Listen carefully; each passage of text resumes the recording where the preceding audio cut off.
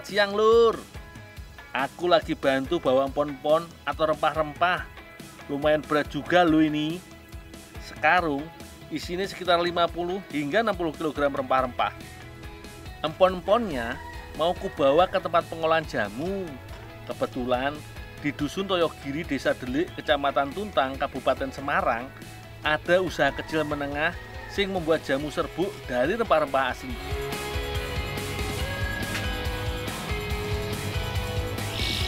Rempah-rempah dari penjual biasanya masih banyak tanahnya, makanya harus dicuci dulu sampai bersih.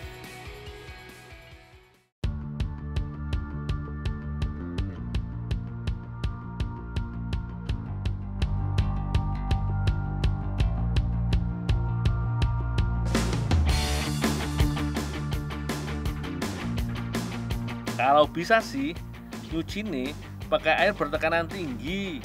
Tapi kalau nggak ada, yo bisa manual pakai sikat ini. Sing penting semua tanah yang menempel bisa rontok semua. Kalau mau disimpan, setelah dicuci bersih harus dijemur dulu. Tapi kalau mau langsung diolah, nggak perlu yo.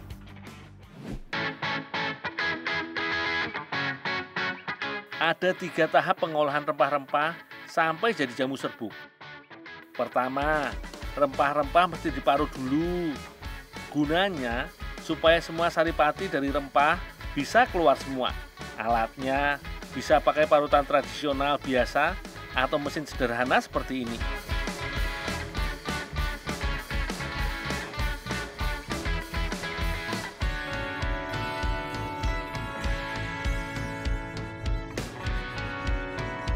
Setelah diparut, rempah-rempah langsung diperas. Tinggal masukkan rempah ke dalam karung, lalu dipres.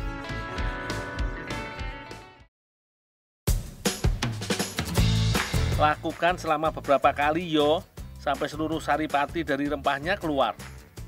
Nah, saripati rempah inilah yang akan diolah menjadi jamu serbuk. Oh iya, sebaiknya pilih rempah yang sudah tua, soalnya saripati ini bisa lebih banyak.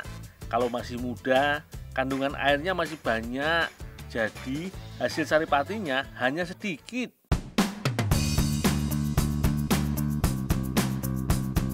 Lanjut ngolah rempah yo. Ojo lali menyiapkan gula pasir. Iki penting loh. Soalnya gula akan membantu mengubah menjadi kristal atau serbuk. Bahan lain yang harus disiapkan kapulaga, serai, cengkeh, dan beberapa bumbu lainnya. Semuanya berkolaborasi untuk membuat rasa jamu serbuk lebih mantap. Semua bahan akan dimasak sekitar 1-2 jam. Awal-awal memasak, lebih baik pakai api yang besar, supaya gula pasirnya cepat mencair. Selain itu juga bisa membuat cepat mendidih dan semua bahan tercampur rata. Setelah 1 jam, biasanya kadar air makin berkurang dan adonan mulai mengental. Nah, sekarang apinya mesti dikecilin agar jamu tidak mudah gosong. Adonan jamu harus diaduk-aduk terus yo, jangan sampai gosong bagian bawahnya. Setelah jadi karamel, harus langsung diangkat. Jangan lupa sambil terus diaduk-aduk. Waiki, bagian pentingnya, disinilah proses berubahnya bentuk jadi kristal atau serbuk.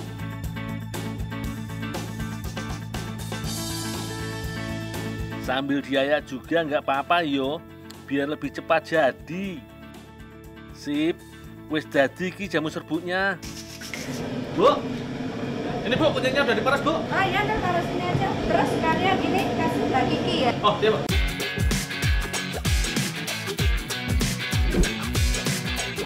Jamu serbuk bisa langsung diseduh yo, tapi bisa juga jadi campuran olahan makanan. Kalau yang ini mau dijadikan pukis empon-empon. Sudah pada tahu toh, pukis salah satu kue tradisional Indonesia yang populer. Bahan utamanya telur, gula, tepung terigu, dan santan. Mbak Kiki, ini kunernya Mbak udah jadi bubuk. Oh, okay. Tak bikinin dulu ya. Oh iya Mbak. Selama iki aku biasanya makan pukis coklat, keju atau pisang. Kalau campurannya diganti empon-empon, piye kuwi rasane yo? Tapi aku kudu sabar sampai pukisnya jadi. Sekarang lanjut nyiapke bahan pukis. Parut kelapanya dulu yo, nanti ambil santan secukupnya. Cara membuat adonan pukis lumayan gampang kok. Kocok gula pasir dan telur sampai mengembang. Penting loh iki, kudu dipastikan benar-benar mengembang. Kalau kurang mengembang, bisa gagal pukisnya. Bukan pukis namanya kalau bantat toh.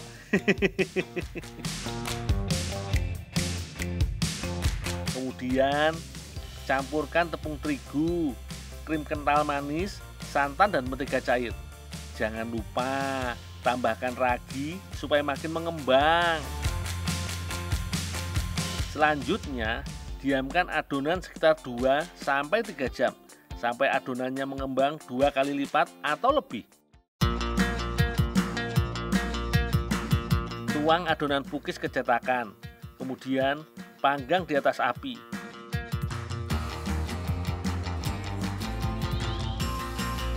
Sebaiknya jangan pakai oven yo. Kalau di atas api begini, panasnya terfokus hanya bagian bawah. Jadi bagian dalam dan atasnya tetap lembut teksturnya. Apinya harus selalu dijaga, jangan kebesaran atau terlalu kecil.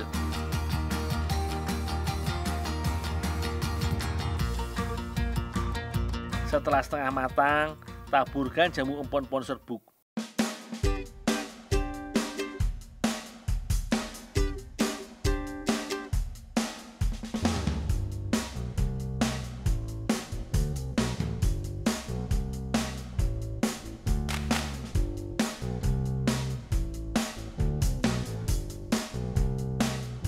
Widih, begitu mencair, aroma rempahnya langsung terasa. Tunggu sebentar lagi sampai matang dan rempah meresap. Wis, tinggal dicipi ki.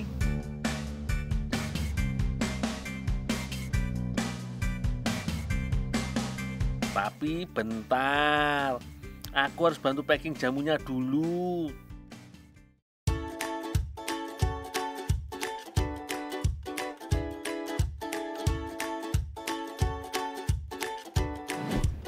Bu Sus dan Pak Budi sudah membuat jamu serbuk dari tahun 2017. Awalnya cuma untuk konsumsi sendiri, tapi kemudian serius memproduksi. Hasilnya gak sia-sia. Berkat ketekunan dan kerja keras, usaha mereka berhasil jadi pemenang juara 3 lomba pangan kategori minuman tingkat provinsi Jawa Tengah. Duh, Mas, Bu, niki, pukis sampai matang. Oh Bu, iya. Mas, dicipi saya Mas. Monggo. Wah, ini yang merah enak. Yuk. Wah, pas banget iki. Wis gak sabar nyoba. Tekstur pukisnya sangat lembut. Rasa manisnya pas banget berpadu dengan aroma dan rasa rempah-rempahnya. Terutama jahe dan kunyit. Pas banget iki, empon-empon bisa membantu meningkatkan kekebalan tubuh.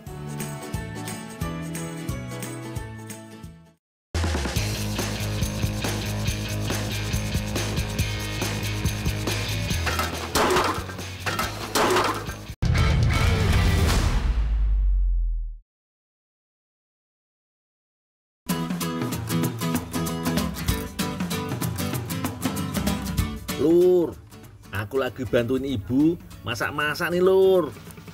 Aromanya sedap banget lur. Aku lagi masak celorot. Ada yang udah pernah makan celorot? Dul, genine dijogo, aja sampai mati. Oh iya bu. Nanti kalau udah matang aku kasih tahu ya. Ibu nyuruh aku jaga baik-baik apinya supaya cepat matang lur.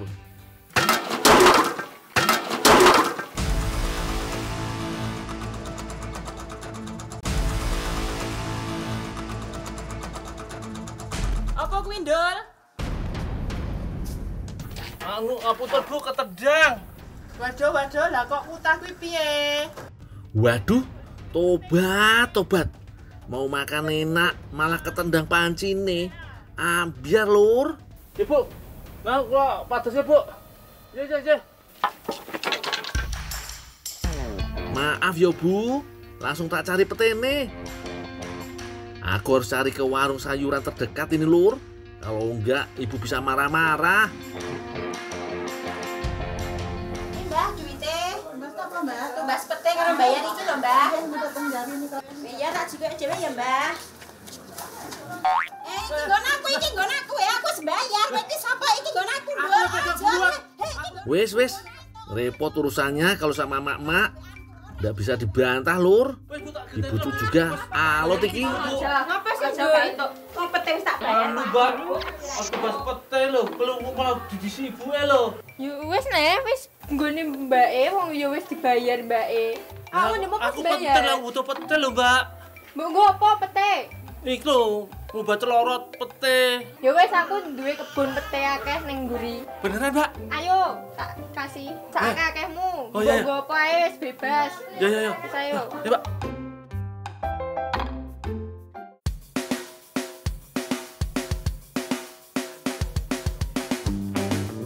Ternyata lur, di Desa Wonosari, Kabupaten Ngawi ini banyak warganya yang menanam pohon pete.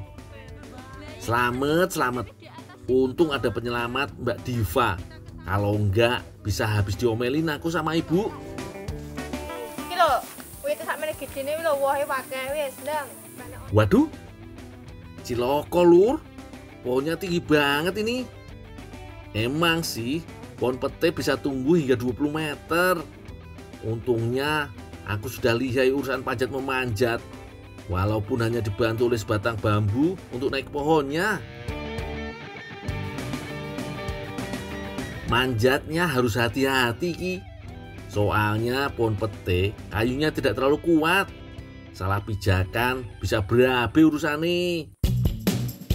Sampai saat ini masih belum jelas asal-usul dari tanaman pete ini. Namun ada yang mengatakan kalau tanaman pete ini berasal dari Indonesia, khususnya wilayah bagian barat. Pete iki termasuk jenis tanaman polong-polongan lur. Baik di dataran rendah ataupun tinggi, ia bisa dapat tumbuh dengan baik. Asalkan terkena paparan sinar matahari sepanjang hari. Dalam satu pohon pete yang baik, dapat menghasilkan sampai 5.000 polong per tahunnya. Wis cukup koyo lur. Langsung turun ayo.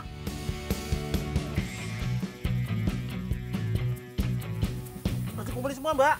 Iki lagi kumpulne ayo. Banyak orang nggak suka makan pete karena baunya. Padahal pete kayak gizi lur.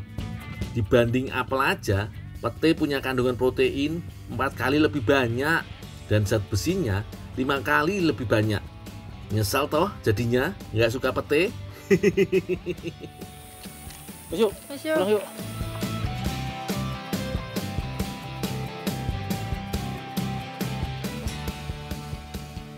Dul, Ya, Mbak. ini tolong bantu bawain ya. Ini tolong bersihin sama rebusin. Aku tak bantu di belakang bikin adonan dulu. Oh, iya, Mbak.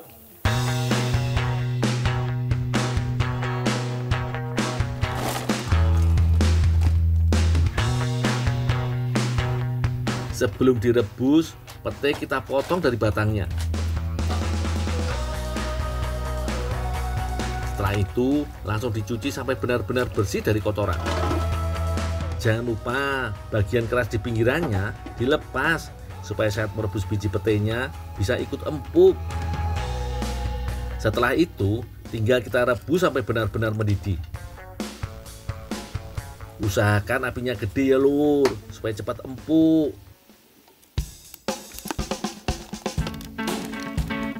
Sik, tak coba dulu udah empuk apa belum ya. Ups, panas. Wah, udah empuk iki, mantep. Tinggal kita angkat. Nah, air rebusan petenya jangan dibuang yo, masih bisa dipakai ki lur.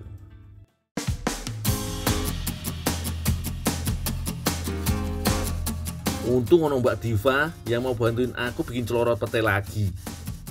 Pertama kita parut dulu kelapa untuk membuat santan yang nantinya kita gunakan pada adonan.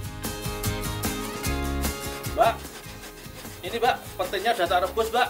Oh ya wes, kene saya. Ayo wangi aku Oh. nganu adonan iki. Ya Mbak. Yuk Mbak, sini tak bantuin. Pete yang sudah direbus lalu dikeluarin bijinya. Lalu Mbak Diva menyuruhku untuk memotong tipis-tipis. Tapi jangan ketipisan. Jadi saat memakan celorotnya masih ada sensasi krenyes-krenyes pete saat digigit.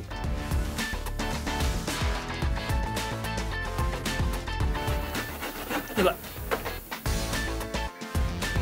Sebagai pengganti air untuk membuat santan, kita pakai air rebusan pete aja yo.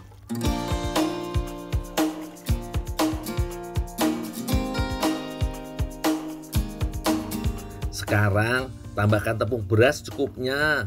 Lalu untuk memberi rasa gurih, masukkan sedikit garam pada adonan. Barulah kita tuang santan ke dalam adonan.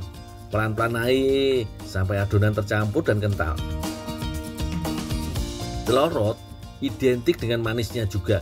Kita tambahkan gula pasir yo. Wes ndul kuwi semono cukup ae. Udah cukup Mbak? Wes. Oh iya. Ada yang bisa saya bantu lagi Mbak? Kayak ning mburi wangono nganu gedine. Oh iya Mbak.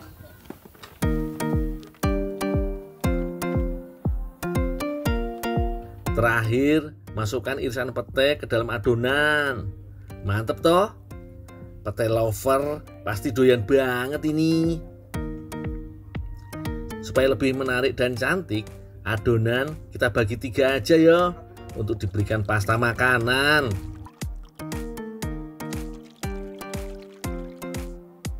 Untuk warna putih kecoklatan, kita tambahkan gula merah yang sudah diiris.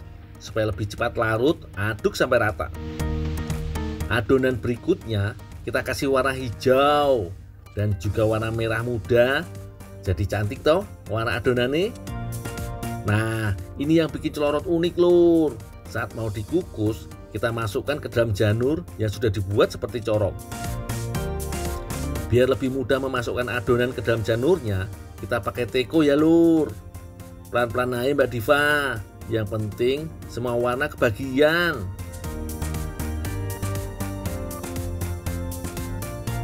Sekarang waktunya kita kukus lur. Piye apine? Udah umum Mbak. Ya wes, tinggalin dul. Oh. Tak lanjut nih. Ya Mbak.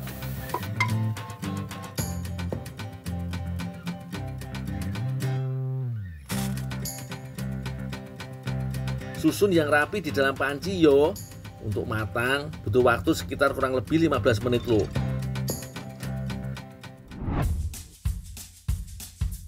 Iki lho hasilnya. Celorot petenya apik bentuknya toh. Pokoknya lebih cantik dari yang aku jatuhkan tadi. Aku yo tanggung jawab, makanya harus bikin yang lebih bagus lagi yo. Kalau dikukus aroma petenya makin semerbak baunya. Nah, iki ciri khas celorot. Cara memakannya tinggal didorong sampai kuenya keluar. Ayo Mbak. Wah, rasanya enak banget. Karakter celorot yang manis dan gurih masih tetap terasa. Namun, saat digigit ada krenyes-krenyes khas pete. Nikmat banget. Rasanya pengen tak habiskan semua lur.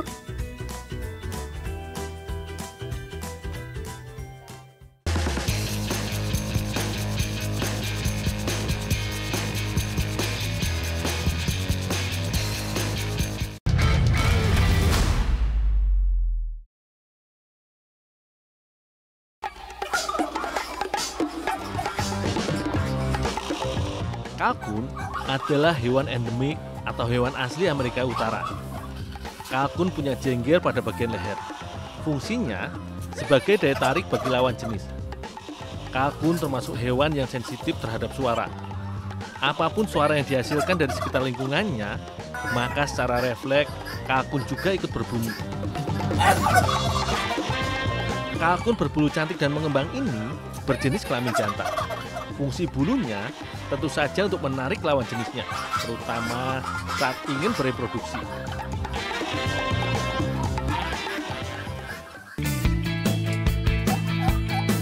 Setiap pagi dan sore, kalkun akan diberi pakan seperti ini.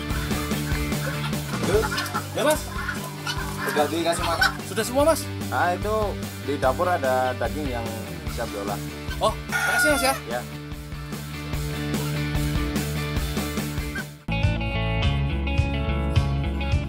Kelapa jadi bahan penting untuk membuat wingko. Agar lebih gurih dan lembut, Mbak Tata memarut kelapa sedang. Kalau terlalu tua, bisa membuat tekstur wingko jadi kasar. Mbak, ini daging kalkunnya Mbak. Iya Nur, makasih, tolong bantuin ngadonnya. Oh iya Mbak.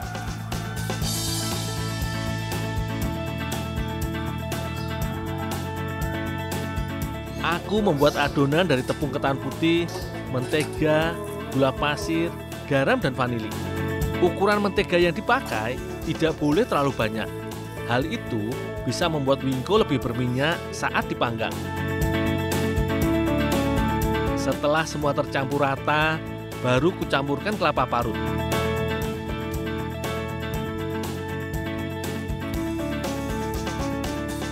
Yang membuat wingko buatanku istimewa kali ini adalah daging kalkun.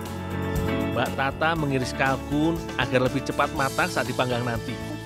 Tidak lupa menambahkan bumbu halus yang terbuat dari bawang putih dan jahe. Fungsi bumbu halus ini untuk membuat lebih gurih dan menghilangkan amis kalkun. Ada juga tambahan irisan cabai yang membuat lebih menarik. Oh coba. Selanjutnya, adonan wingko dan daging kalkun dicampur rata.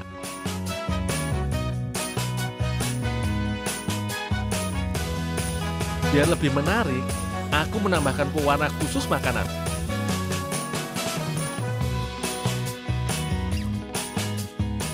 Mbak Tata, minta tolong dikukus dulu Mbak.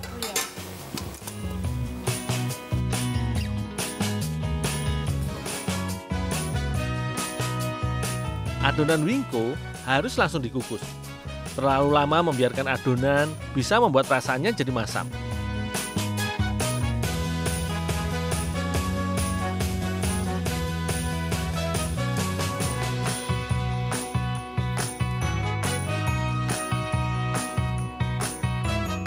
Selanjutnya, bentuk adonan wingko. Bentuk pipih seperti ini bisa memudahkan proses pemanggangan.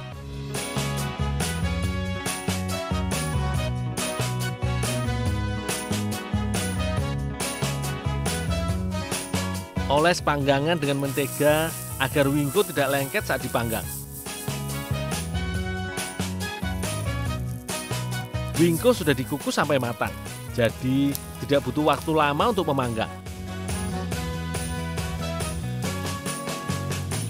Untuk memberi efek mengkilat, oleskan kuning telur ke permukaan wingko. Jangan lupa oles juga sisi lainnya.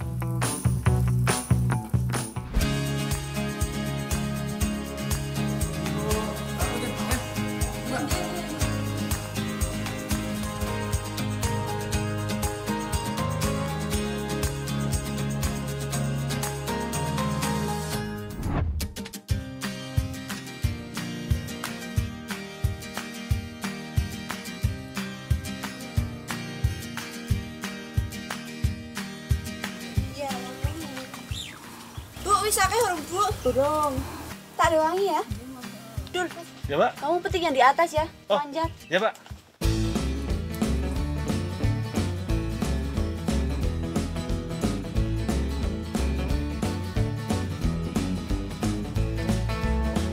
Buah karika adalah salah satu tanaman yang mudah ditemukan di daerah Dieng, Jawa Tengah.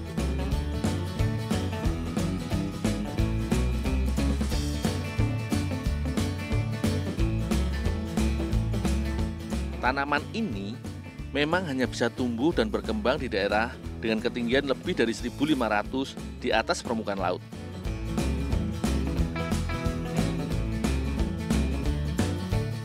Suhunya rata-rata mencapai 12 hingga 20 derajat Celcius. Secara fisik, dari pohon sampai daun mirip dengan pepaya biasa. Namun semua dalam versi lebih kecil dan mini. Rasanya sudah cukup panen kali ini. Aku dan Mbak Mila akan mengolah jadi kudapan spesial.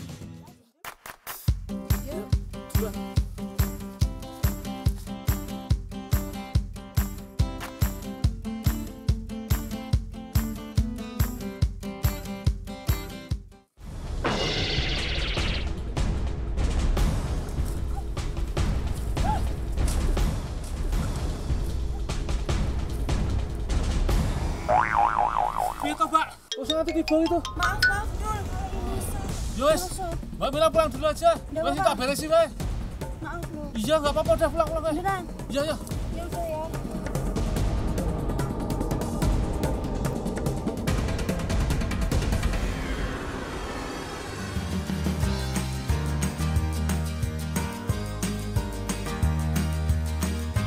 Buah karika sedikit lebih keras dan rasanya cenderung asam. Aku akan mengolahnya jadi selai.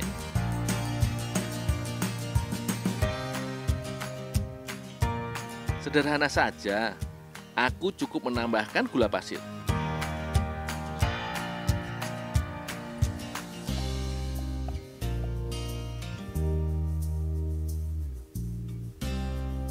Saat pemasakan, karika akan lunak. Butuh waktu yang agak lama untuk membuatnya jadi selai. Harus terus-menerus diaduk agar gula pasir tidak menempel.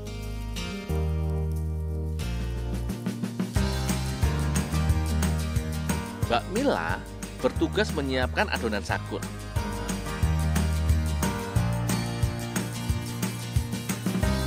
Kelapa yang diparut tidak boleh terlalu tua, karena akan mengurangi rasa dan aroma sagun. Kalau kelapa segar seperti ini, membuat sagun lebih gurih dan teksturnya lembut.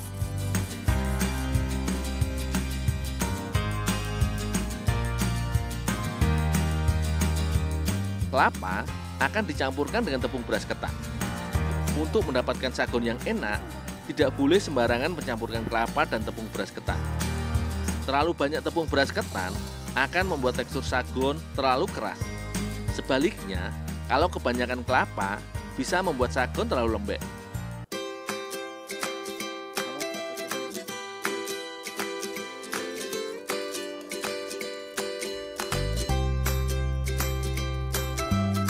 Setelah semua tercampur, sagun bisa dimasukkan cetakan.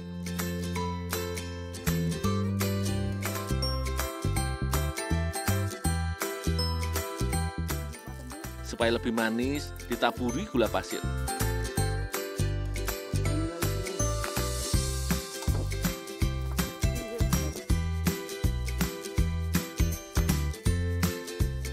Sagun dipanggang dari dua sisi, atas dan bawah. Supaya matang sempurna, tidak boleh terlalu lama memanggang, karena akan membuat sagun keras saat dimakan.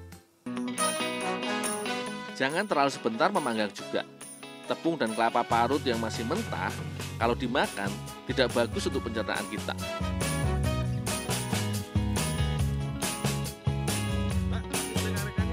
Makasih, Dul. Sagun sudah jadi. Selai karika juga siap dioles. Tinggal dioleskan di atas sagun seperti ini. Aku sudah terbayang gurihnya sagun dan manis segarnya buah karika.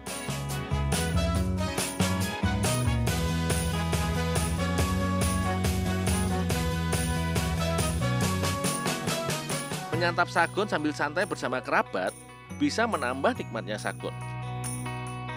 Kandungan karbohidrat pada sagun lumayan mengenyangkan. Lumayan jadi tambah energi setelah panen karika. Karika juga tak kalah banyak manfaatnya. Tidak hanya kaya serat, tapi karika juga mengandung enzim papain yang mampu membunuh bakteri jahat dalam usus dan menjaga keseimbangan asam lambung.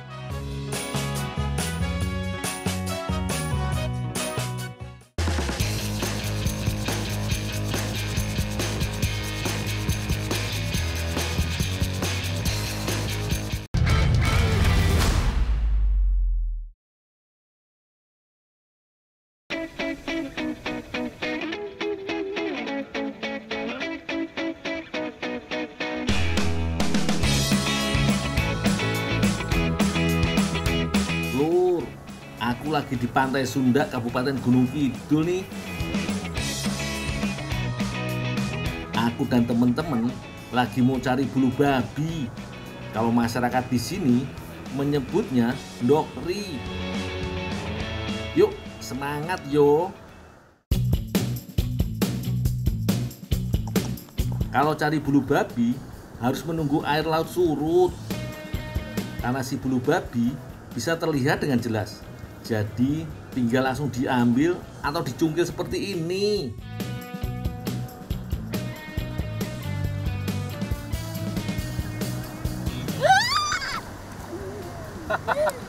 Ora apa-apa iki. Walah mbak, woles wae. Iki cuma bintang laut kok. Yuk cari lagi bulu babinya lur.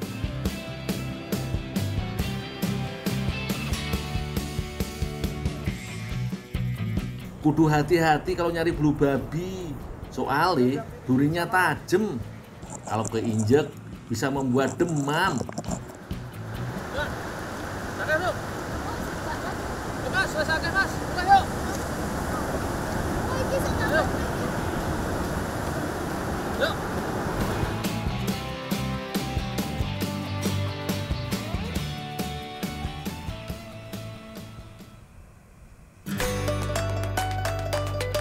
Kata mbak.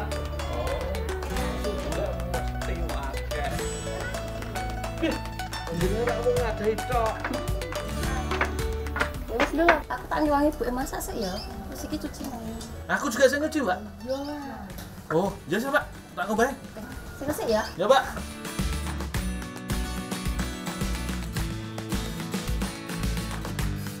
Mbak Wela dan Bu Wasiem janji mau buat makanan spesial dari ndokri alias bulu babi. Sekarang aku harus membersihkan bulu babinya. Sebaiknya membuka cangkang bulu babi pakai gunting supaya nggak rusak. Nanti mau dijadikan sebagai wadah olahannya. Ojo penasaran lur, tunggu wae yo cara buatnya. Selanjutnya bagian dalam dicuci pelan-pelan agar si telur kuning yang menempel di dalamnya tidak terbuang.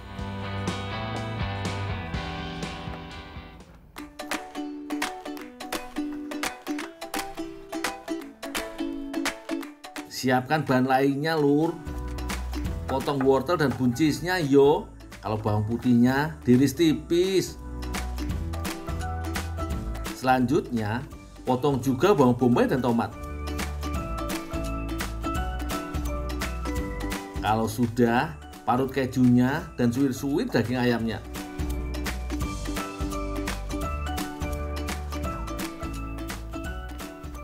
Mbak Wela, ini bulu babinya udah dibersihin, Mbak. Oh, udah. Makasih ya, Ndul. Oh, ya, Pak.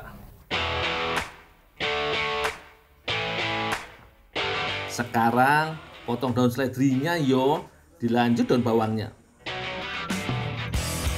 Jadi ceritane ini semua mau dijadikan risotto bulu babi lur. Sekarang dimasak dulu yo. Panaskan minyak goreng, lalu tumis bawang putih dan bawang bombaynya.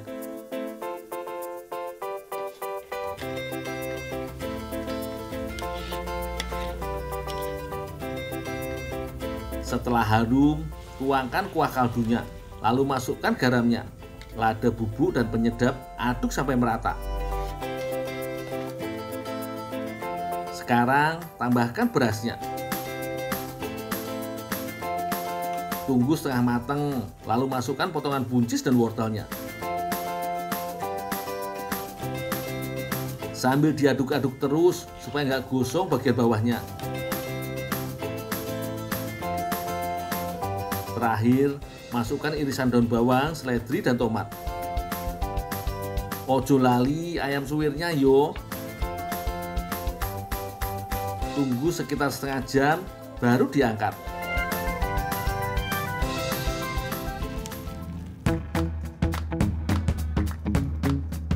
Sekarang, masukkan risotto ke cangkang bulu babi.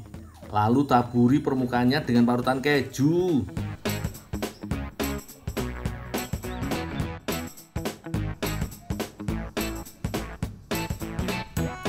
Kalau sudah semua, langsung dikukus yo lur.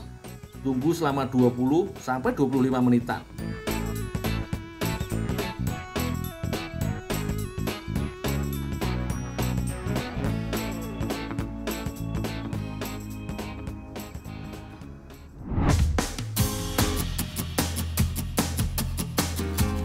Wah, iki makanan khas Italia yang dipadukan dengan bahan lokal. Wangi risottonya benar-benar menggoda lur.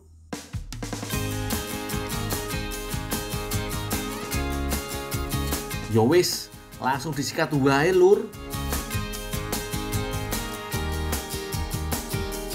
Makannya pakai sendok yo. Jadi bisa kita korek bagian dalam bulu babinya. Katanya risotto iki nasi campur khas Italia Utara atau beras yang dimasak dengan kaldu. Tapi risotto sing iki spesial karena ada tambahan bulu babi yang wakeh di sini. Salah satunya bulu babi kaya kandungan omega 3-nya yang bagus untuk kesehatan jantung. Jadi gak cuma enak, pastinya sehat yo lur. Mantep tenan pokoknya.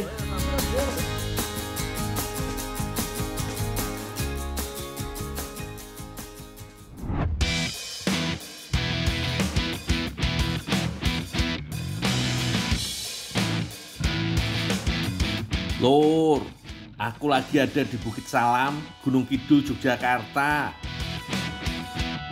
Banyak pohon pepaya tumbuh di sini, lur. Pepaya laki-laki adalah pohon yang hanya bisa menghasilkan bunga tanpa dapat berbuah. Aku tebang dulu bagian atas karena hanya bagian batang bawah yang aku butuhkan, lur. Biar gampang cabut batang pepaya ini, aku harus gali tanahnya dulu. Maklum lur, daerah Gunung Kidul punya struktur tanah yang keras.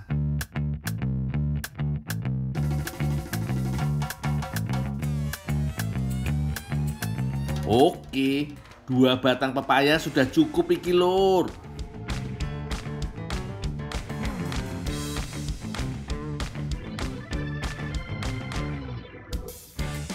Sesampai di rumah, langsung kukupas dan potong batang pepayanya. Oh iya lur, batang bagian bawah adalah yang paling banyak mengandung pati atau karbohidrat. Makanya batang pepaya ini bisa diolah jadi beragam makanan. Seperti hari ini, aku mau olah jadi cemilan khas di sini, yaitu bongko.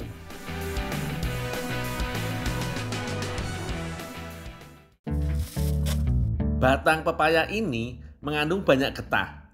Untuk mengurangi getahnya, bisa pakai garam dapur, lur. Cukup gosok-gosok seperti iki, lur. Garam dapur juga bisa membuat batang pepaya menjadi lebih lembut.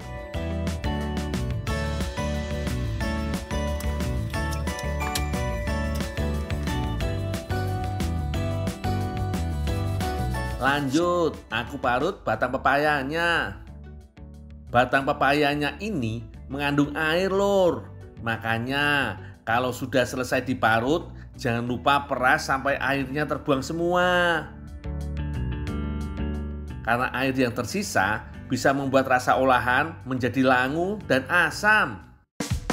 Lanjut, tambahkan tepung ketan ke batang pepaya yang sudah diparut sampai terbentuk adonan. Supaya rasa kue bongko semakin gurih, tambahkan kelapa parut. 3 bahan terakhir yang ditambahkan pada adonan adalah gula kelapa, gula pasir, dan sagu mutiara. Aduk sampai semua bahan tercampur merata, lur.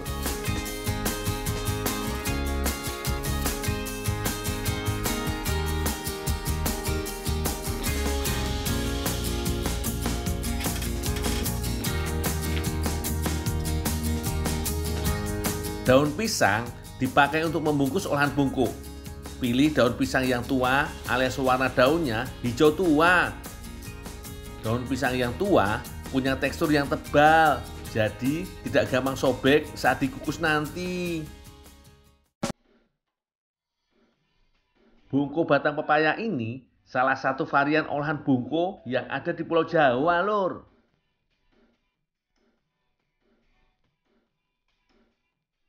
Lanjut, kukus bungko batang pepayanya menggunakan alat kukus tradisional berbahan tembaga dengan anyaman bambu di atasnya.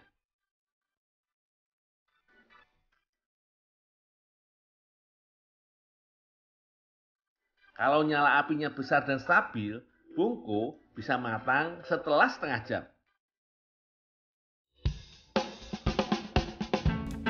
Bungko yang sudah matang bisa dikenali dari pembungkusnya.